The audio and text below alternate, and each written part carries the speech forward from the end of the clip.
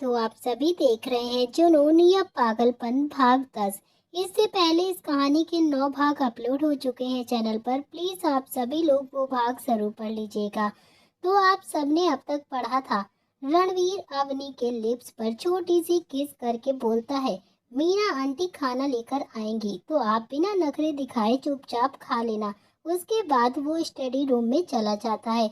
तो अवनी अपने मन ही मन बड़बड़ाती है कि उन्हें देखकर मुझे क्या हो जाता है, उनको मैं कुछ क्यों नहीं बोल पाती हूँ और वो मुझे एक टीचर की तरह गाइड करते हैं। अब देखते हैं आगे। रणवीर स्टडी रूम में बैठा काम कर रहा था। उसकी उंगलियां लगातार लैपटॉप पर चल रही थी। वहाँ का वातावरण एकदम ठंडा पड़ा हुआ था। उस रूम में बस एक हल्की सी लाइट जल रही थी जो उस रूम को काफी ज्यादा एक्टिव बना रही थी। इस वक्त रूम में एकदम शांति थी। तभी रणवीर के पास एक कॉल आया और उस कॉल की आवाज से रणवीर की चलती हुई उंगलियां एकदम से रुक गईं और उसकी नजर सामने रखे फोन पर गई। उस कॉल पर आ रहे नंबर को देखकर रणवीर के एक्सप्रेशन बिल्कुल डार्क हो गए और रणवीर ने एक सेकंड के लिए कुछ सोचा और बाद में उसने कॉल को पिक किया। इस वक्त रणवीर के चेहरे पर अब सरकास्टिक स्माइल थी और ऐसा लग रहा था जैसे वो कुछ बहुत ही गहरी सोच में है। तभी फोन पर रणवीर ने जैसे ही कॉल पिक किया, सामने से आवाज आई, हेलो मिस्टर रॉय। थोड़ा हंसकर, आपको तो पता चल ही गया होगा कि मैं कौन हूँ और मुझे अपना इंट्रो देना नहीं पड़ेगा आपको। तभी खैर छोड़िए, आपने जो हमारा, पर एक बात याद रखना मिस्टर रॉय, इंटेलिजेंट सिर्फ आपके पास ही नहीं आती है, हमारे पास भी आती है, तो आपको इस चीज को एकदम भूलना नहीं चाहिए। रणवीर अपने सीट से थोड़ा सा पीछे होते हुए बोला, ओ रियली डेनियल, तुम्हें सच में लगता है कि तुम मुझसे ज्यादा जानते हो? अगर जानते हो तो मानना पड़ेगा, मनी को भेजने की गलती कभी नहीं करते। वैसे तुम्हें जान के हैरानी होगी कि तुम्हारी डील के बारे में भी तुमने खुद से मुझे बताया था। डैनियल रणवीर का सबसे बड़ा दुश्मन था। रणवीर और डैनियल की दुश्मनी उनके दादाजी के सामने से चलती आ रही थी, जिसके बारे में आगे पता चल ही जाएगा जैसे जैसे कहानी आगे बढ़ेगी आप सभी को।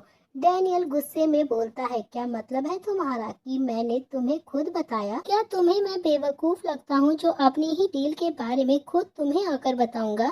रणवीर अपनी आवाज को बिना ऊंची किए हुए बोला, तैयार रहना डैनियल, आ रहा हूँ मैं तुम्हारी अगली डील के बाद उसको बर्बाद करने के लिए। रणवीर ने एक वाइनिंग स्माइल दी और फोन को काट दिया। फोन के रखते ही डैनियल ने चिल्लाकर कहा, क्या बकवास कर रहा था ये रणवीर, मैं इसे बर्बाद कर दूंगा। जॉन डैनियल का असिस्टेंट है, मुझे रणवीर के बारे में सारी इंफॉर्मेशन चाहिए। पता करो वो इस वक्त कहाँ पर है और क्या कर रहा है। मुझे उसकी कमजोरी के बारे में पता करना है। छोड़ूंगा नहीं मैं तुम्हें रणवीर राय, बर्बाद कर दूंगा तुमको, तुम्हारी कमजोरी पर वार करके तुम्हें इतनी ज्यादा तकलीफ दूंगा कि तुम खुद ही टूट जाओगे। तभी इधर रूम का टेम्परेचर जो काफी ज्यादा खतरनाक लग रहा था, अली भी डैनियल के रूप को देखकर बहुत ही ज्यादा घबरा गया था। तभी रात का वक्त था। रूम में अवनी कब से बाथरूम का दरवाजा इधर उधर कर रही थी। उसने सारे सामान को उथल पुथल कर दिया था। अवनी को अब बहुत ही ज्यादा गुस्सा आने लगा था। तभी रूम का दरवाजा धीरे से खुलता है तो रणवीर जब अंदर आया तो उसने अवनी को कहीं भी नहीं देखा तो वो घबरा गया। रणवीर ने अवनी को इधर उधर नजर घुमाकर देखा तो उसे बाथरूम से कुछ आवाजें आई। तभी रणवीर को जानने में बिल्कुल भी देरी नहीं लगी और वो सीधा ही उस तरफ चला गया। जैसे ही रणवीर ने बाथरूम में एंटर हुआ तो उसकी आंखें फटी की फटी रह गईं। अवनी इस वक्त बाथरोब पहने खड़ी हुई थी। उसके बाल खोले हुए थे जो हल्के हल्के गीले थे। बाथरोब पहनने की वजह से उसके गोरे गोरे पैर दिख रहे थे। अवनी का लुक इस वक्त काफी ज्यादा हॉट एंड सेक्सी लग रहा था। रणवीर अवनी को देखता ही रह गया पर उसकी नजर अवनी पर गई जो चिड़चिड़ कर रही थी। उसे पूछने के लिए वो आगे बढ़ा। रणवीर आगे जैसे ही बढ़ता है उसने वार्डरोब की हालत देखी तो इस वक्त सारे कपड़े इधर उधर बिखरे हुए पड़े थे। तभी रणवीर के चेहरे पर कोई भाव नहीं थे पर उसकी आंखें बस इस वक्त जुनून नजर आ रहा था। रणवीर ने बिना देरी किए अवनी की तरफ बढ़ते हुए कहा। अवनी जो कपड़ों में गुम हुई थी, उसको कदमों की आहट सुनाई दी, पर जैसे ही उसकी नजर दरवाजे से आ रहे रणवीर पर गए तो उसके चेहरे के भाव उड़ गए। अवनी ने हिचकिचाते हुए कहा कि आप यहाँ पर क्या कर रहे हैं? हमने तो दरवाजा लॉक किया था। फिर आप, उसने इतना ही कहा था और पीछे की तरफ जाने लगी। तभी रणवीर बिना रुके अवनी की तरफ बढ़ गया और उसे देख अवनी और भी ज्यादा पीछे होने लगी, पर तब तक देर हो चुकी थी। अवनी एकदम एक दीवार से जाकर सट चुकी थी। रणवीर उसके एकदम करीब आकर खड़ा हुआ। रणवीर ने अपने दोनों हाथ अवनी के कमर पर रखे और अपनी सैडिफिक वॉइस में कहा कि हमें हमारे कमरे में आने से कोई नहीं रोक सकता। ये लॉक भी नहीं है क्योंकि ये सेंसर से खुलता है। वो छोड़िए, आप हमें ये बताइए कि आप यहाँ पर इस तरह से क्या कर रही थी जान, और आपने पूरे वार्डरोब की ऐसी हालत क्यों कर रखी है? अवनी ने अपनी आंखें बंद कर रखी हुई थी। उसकी धड़कनें बढ़ चुकी थी। तभी उसने कहा कि हम तो कपड़े ढूंढ रहे थे, पर समझ ही नहीं आ रहा है कि हम क्या पहने। एक तो आपने इतने सारे कपड़े रखे हैं कि हम भी भूल जाते हैं कि ये हमारे पास इतने सारे कपड़े पहले तो कभी नहीं थे, और अब तो ये सब कुछ सपने की तरह लग रहा है। रणवीर अवनी के कंफ्यूजन से हंसकर बोला, बस इतनी सी बात, अभी रुको। रणवीर अवनी से दूर हुआ और वार्डरोब से एक नाइट गाउन लेकर अवनी को दे देता है। ये लो पहनो। अवनी अपनी आंखें ऊपर करके बोली, हमने कभी इस तरह के कपड़े नहीं पहने हैं। तभी रणवीर अवनी को जवाब देते हुए बोला, पहले नहीं पहने हैं पर अब पहनो और जल्दी से जाओ, वरना हमने कब से अपने आप को रोक रखा है जान, और नहीं रोक पाएंगे हम, और शादी से पहले ही। ये बात रणवीर ने काफी सैडिस्टिक तरीके से कही थी। तो अवनी रणवीर को घूर कर देखने लगी और बोली, बेशरम कहीं के, और वहां से जाने लगी। जाते जाते रणवीर ने जो उसे गाउन दिया था वो भी ले गई। रणवीर अवनी की बातों से बिना पलटे ही बोला, I just because of you जान। रणवीर ने इतना ही कहा और वहीं अपने कपड़े बदलने लगा, पर उसकी एक नजर जाती हुई अवनी पर गई। अवनी चेंज करके वापस आई तो उसने देखा कि रणवीर वहां पर नहीं है, तो वो भी नीचे जाने लगी। तभी रात का जो वक्त हो चला था, इस वक्त शाम के 7 बज रहे थे। अवनी चेंज करके आ चुकी थी। रणवीर भी कमरे में नहीं था। नीचे आकर अवनी सीधा किचन की तरफ गई। इस वक्त अवनी ने नीले रंग की नाइटी पहन रखी थी जो रणवीर ने उसे दी थी। वो नाइटी फुल लेंथ थी, इस वजह से अवनी को घर में पहनने से कोई प्रॉब्लम भी नहीं हुई। अवनी किचन के अंदर आ गई तो वहाँ मीना जी खाना बना रही थी। अवनी सीधा उनके पास गई और बोली, आंटी क्या आप खाना बना रही हैं? इस पर मीना जी ने भी हल्की स्माइल के साथ अवनी की तरफ देखा और प्यार से कहा कि हाँ बेटा, मैं खाना बना रही हूँ, अगर तुम्हें कुछ चाहिए तो बता दो, मैं वो भी बना दूंगी। इस पर अवनी सोचते हुए बोली, मुझे कुछ भी नहीं चाहिए, पर क्या मैं खाना बनाने में आपकी मदद कर दूं? मीना जी अवनी को रोकते हुए बोलती हैं कि नहीं अवनी बेटा, आप आराम करिए, हम बना लेंगे, और वैसे भी आपके वो क्या बुलाती हैं आप उन्हें, हाँ, मगरमच्छ को पता चल गया ना तो हम सब की खैर नहीं है। अवनी की लाख कोशिश के बाद भी मीना जी ने उन्हें मना कर दिया था। तो अवनी थक हार के पीछे जाने लगी, और पर जैसे ही वो पीछे मुड़ी तो सामने रणवीर खड़ा हुआ था। इस वक्त उसका चेहरा एकदम शांत था, पर उसकी आंखें बहुत ही ज्यादा डरावनी लग रही थी। रणवीर ने अवनी को घूर कर देखा और उसकी तरफ बढ़ गया। अवनी तो मानो रणवीर को देखकर सुन्न सी पड़ गई हो, और वो अपनी जगह से एक कदम भी नहीं हिली। उसने अपने हाथों से अपनी नाइटी जोर से पकड़ ली। रणवीर ने बिना कुछ सोचे समझे बस अवनी को अपनी गोद में उठा लिया। अवनी ने भी उसे कुछ नहीं बोला, उसने बस अपने दोनों हाथ गिरने की वजह से रणवीर के गले में डाल दिए। और जाते जाते रणवीर बस मीना जी को बोला कि आंटी आप हमारा खाना ऊपर ही भिजवा दीजिएगा, हम वहीं पर खा लेंगे। रणवीर की बात सुनकर अवनी की आंखें और भी ज्यादा बड़ी हो गईं।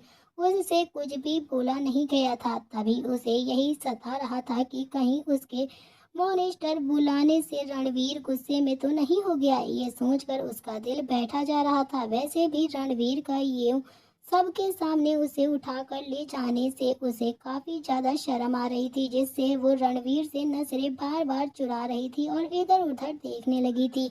उसे बस यही डर लग रहा था कि उसे मॉनिस्टर कहने पर कहीं रणवीर उसे सजा न दे दे।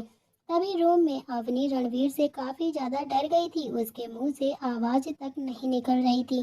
तभी रणवीर ने उसे प्यार से बेड पर बैठाया और अपनी हल्की हल्की वॉइस में अवनी की आंखों में देखकर कहा कि आपको इस तरह से जाने के लिए किसने कहा था जान?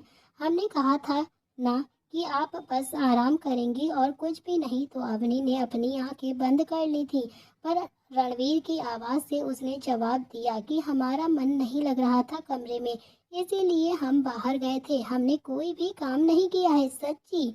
अवनी को इतना ज्यादा डरता देख रणवीर बोला, रिलैक्स जान, हम डांट नहीं रहे हैं आपको। ना open your eyes and look at me. Avni ने रणवीर की बातों से धीरे धीरे से अपनी आंखें खोली और रणवीर को देखने लगी। रणवीर ने अपनी बात को कंटिन्यू करते हुए कहा, जान आपको याद है हमने आपसे क्या कहा था? रणवीर की बात सुन अवनी सोचते हुए मासूमियत से बोली, आपने तो बहुत कुछ कहा था, आप किस बात की बात कर रहे हैं? अवनी की शक्ल देख रणवीर से रहा नहीं गया और उसने अवनी के ऊपर झुकते हुए काफी सेडेटिव तरीके से कहा कि जान हमने कहा था कि आपको देखने का हक सिर्फ हमारा है, हमारे सिवा आपको कोई भी नहीं देख सकता। रणवीर को अपनी तरफ आता देख अवनी पीछे होने लगी। तभी उसने अपनी पलकें झपकाकर अटकती हुई आवाज में कहा, आपने ऐसा कब कहा था? हमें हमें तो याद नहीं। वैसे भी हमें किसी ने कहाँ देखा है जो आप इतना ज्यादा हाइपर हो रहे हैं। तभी रणवीर जो पूरा अवनी के ऊपर आ गया, जिससे अवनी ने अपने दोनों हाथ जल्दी से अपने सीने पर रखे। उसकी धड़कनें बढ़ गई थी, जिससे वो अपने लोअर लिप को बाइट कर रही थी। अवनी की ये हरकत देखकर रणवीर अच्छे से समझ रहा था। वो अवनी को देख शरारती अंदाज में बोला, रियली जान, आपको किसी ने भी नहीं देखा, पर हमने तो देखा है कि सारे सर्वेंट आपको ही देख रहे थे, वो भी इस नाइटी में।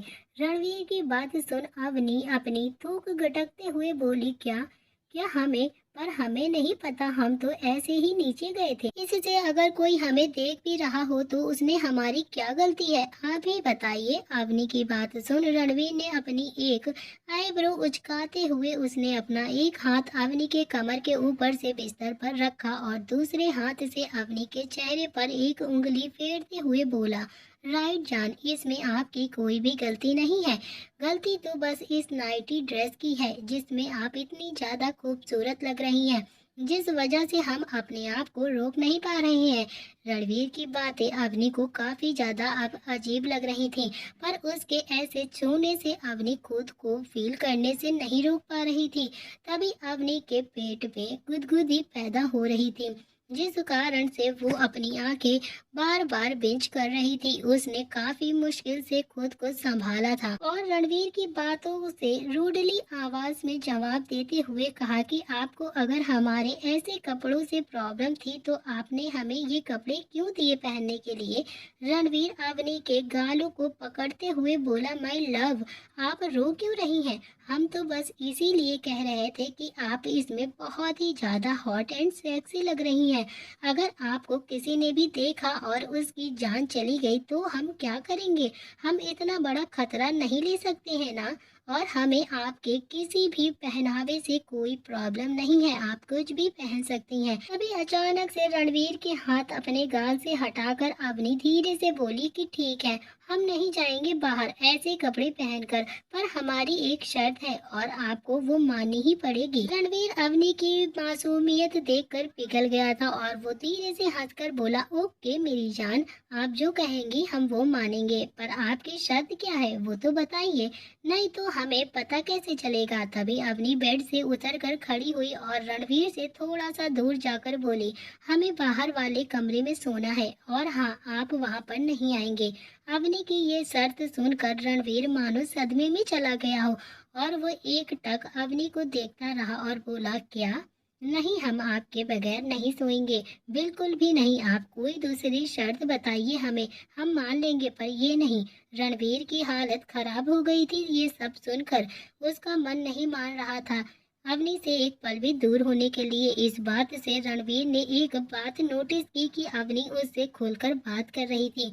ये सोचकर रणवीर भी बिना मन से बोला कि ठीक है, आप उस कमरे में जाकर सो सकती हैं। ये सुनकर अवनी के खुशी का ठिकाना ही नहीं रहा। उसने रणवीर को थैंक्स कहा। तभी दरवाजे पर नॉक हुई। दरवाजे पर मीना आंटी खड़ी हुई थी, जिनके हाथ में इस वक्त खाने की थाली थी।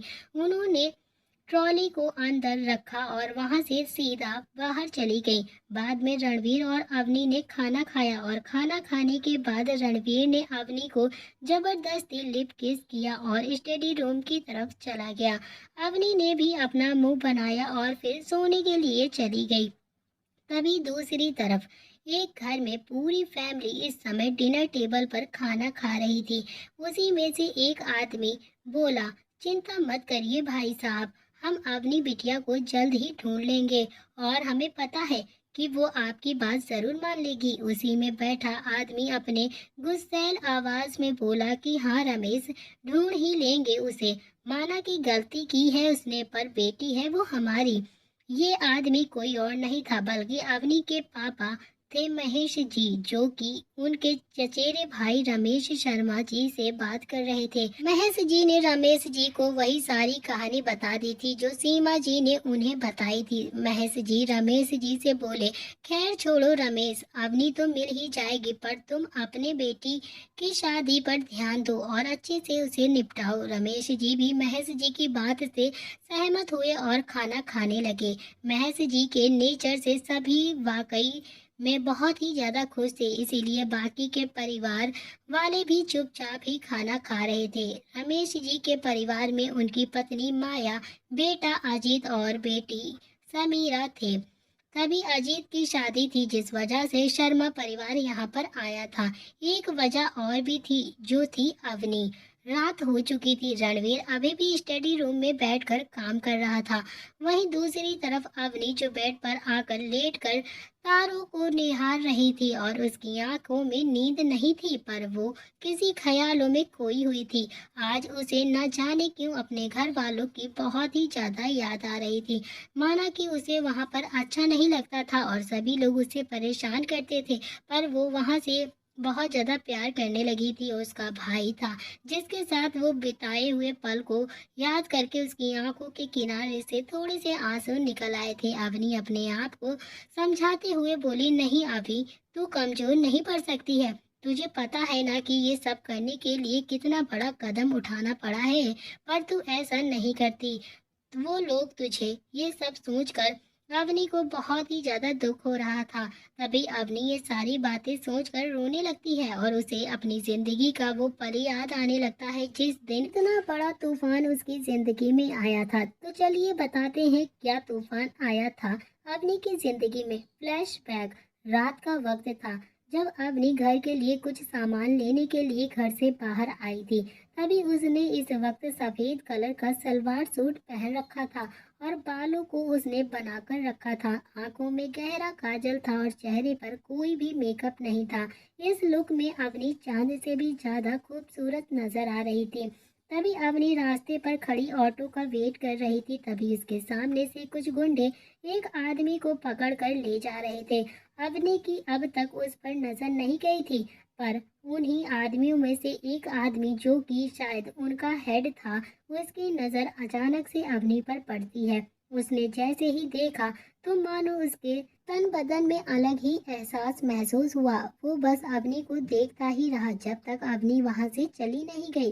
तभी उसके एक आदमी ने कहा कि राका भाई, क्या हुआ, क्या देख रहे हो आप, कुछ हुआ है क्या? तभी वो आदमी जिसका नाम राका था, वो उस दूसरे आदमी से बोला, सुन, अभी यहाँ जो लड़की खड़ी थी ना, मुझे उसकी सारी कुंडली चाहिए, समझा तू? तभी वो दूसरा आदमी जो उसका सेबोनेट था वो बोला, क्यों भाई, क्या हुआ, उसने हमें देख लिया क्या? क्या आपको मरवाना है उसे? राका उस आदमी को घूर कर देखने लगा और बोला, खबरदार जो उसको मरवाने के बारे में सोचा भी, वो मेरी होने वाली बीवी है, समझा? अब चुपचाप से जाके ढूंढ उसे। अगले दिन अवनी किचन में खाना बना रही थी। तभी दरवाजे पर नॉक हुई। इस वक्त घर पर सिर्फ सीमा जी और अवनी थे। अवनी किचन से बाहर आई और दरवाजा खोला। दरवाजे पर राका और उसके आदमी खड़े थे। तभी राका तो अवनी को देख उसमें ही खो गया था, पर उसके आदमी जो दरवाजा खोलते ही अंदर आ गए। उनको रोकते हुए अवनी बोली, कौन है आप और इस तरह से अंदर कैसे आ सकते हैं?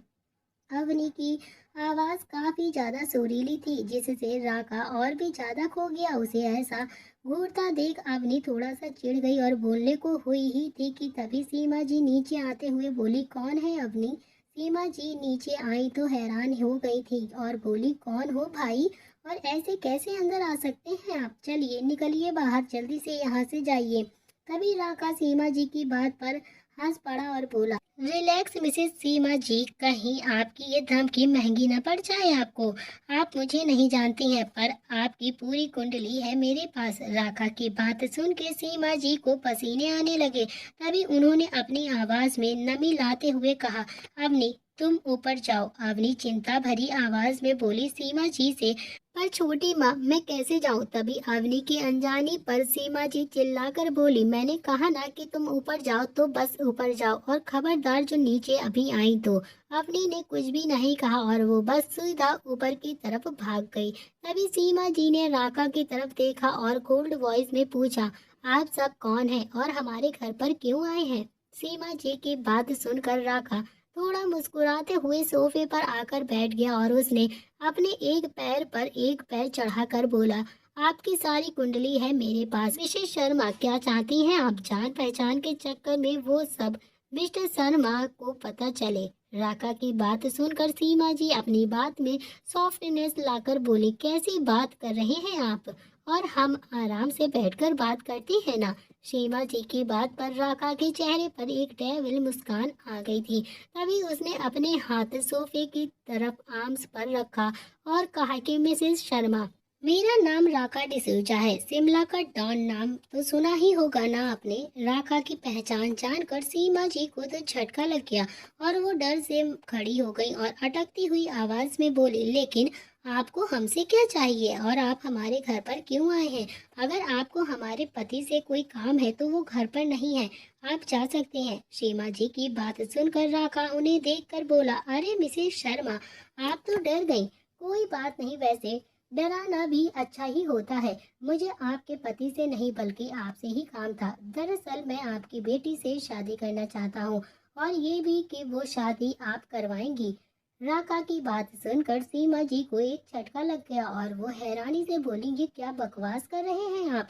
ऐसे कैसे आप शादी की बात कर सकते हैं हमारी बेटी के साथ? सीमा जी की बात पर राका हंसते हुए बोला, आप ये सब अच्छा बनने का नाटक मत करिए। मिसेस शर्मा के आगे जो करती है ना वो मेरे सामने नहीं चलेगा, क्योंकि मैं आपकी सच्चाई अच्छे से जानता हूँ। आप कितनी घटिया किस्म की इंसान है। राका की बात सुनकर सीमा जी एक डेविल सी मुस्कुराहट के साथ सोफे पर बैठती हुए बोलती हैं, जब आपको इतना सब पता ही है तो आपको ये भी पता होना चाहिए कि मैं क्या चाहती हूँ मिस्टर राका। सीमा जी के जवाब से राका के चेहरे पर एक शातिर मुस्कान आ गई। तभी राका उनके सवाल का जवाब देते हुए बोला, जो आप चाहें। इस पर सीमा जी थोड़ा सा मुस्कुराई और राका की बात को दोहराते हुए बोली, जो मैं चाहूँ। ठीक है फिर 50 लाख, वो भी कैश। राका ने भी इस पर हामी भरते हुए कहा, मिल जाएंगे आपको। मिलने की बात सुनकर सीमा जी काफी ज्यादा कंफ्यूज हो गई थी कि राका अवनी से शादी क्यों करना चाहता है। आखिर ऐसा क्या है अवनी में? उन्होंने राका से पूछते हुए कहा, वैसे एक बात बताइए, आप अवनी से शादी में इतना ज्यादा इंटरेस्ट क्यों है? हाँ माना वो सुंदर है, पर आपके स्टैंडर्ड की तो बिल्कुल भी नहीं है। वो एक सिंपल सी लड़की है। सीमा जी को जवाब देते हुए राका बोला, आपके सवाल में ही आपका जवाब है मिसेस शर्मा। अवनी एक सिंपल लड़की है जो इस राका को पहली नजर में ही पसंद आ गई थी, और अब अगर वो राका को नहीं मिली ना तो पता नहीं मैं क्या करूँगा, बर्बाद कर दूंगा आप सबको। उसका जवाब सुनकर सीमा जी को तसल्ली तो मिल गई, पर अवनी को इतने बड़े घर से रिश्ता आता हुआ देखकर ये सोच काफी ज्यादा वो गुस्से में आ गई, और फिर उसके बदले में पैसे और अवनी से छुटकारा मिल रहा है तो उन्हें एक तसल्ली भी मिल गई और साथ ही साथ वो बहुत ज्यादा खुश भी हो गई। तभी शाम का वक्त हो चला था। इस वक्त महेश जी और सीमा जी हॉल में बैठे थे। सीमा जी ने महेश जी को बताते हुए बोला कि महेश, अवनी के लिए एक रिश्ता आया था जो काफी बड़े लोग हैं, 2 दिन में ही शादी करवाना चाहते हैं। तभी महेश जी बोले, सीमा, रिश्ता आया है वो तो ठीक है, पर किसका? तभी महेश जी की बात पर सीमा जी बोली, आपने नाम तो सुना ही होगा, राका डिसूजा का। उसे अवनी पसंद है और वो आज सुबह ही हमारे घर आया था। उसने अवनी के रिश्ते की बात की है। उसने ये भी कहा है कि सारा खर्चा वो लोग ही उठा लेंगे, हमें बस अवनी को शादी करने के लिए तैयार करना पड़ेगा।